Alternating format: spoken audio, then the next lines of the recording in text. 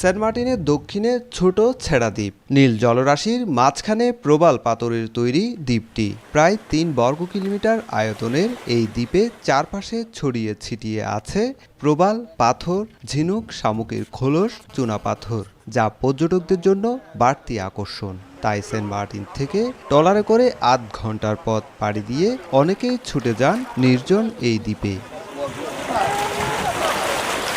কিন্তু পর্যটকদের পদচারণায় ক্ষতি হচ্ছে সামুদ্রিক জীবিত প্রবাল ও জীববৈচিত্র্যের। তাই প্রবালগুলো সংরক্ষণে ছেড়া দ্বীপে পর্যটকদের যাওয়া নিষিদ্ধ করে পরিপত্র জারি করা হয়েছে, যা বাস্তবায়নে দায়িত্ব দেওয়া হয়েছে কোস্টগার্ডকে। এই নির্দেশনাকে সাধুবাদ জানিয়েছেন পরিবেশবাদীরা। ছেড়া দ্বীপ নিয়ে সরকারের যে সিদ্ধান্ত নিয়ে পর্যটক নিষিদ্ধের, সরকারকে সাধুবাদ জানাই।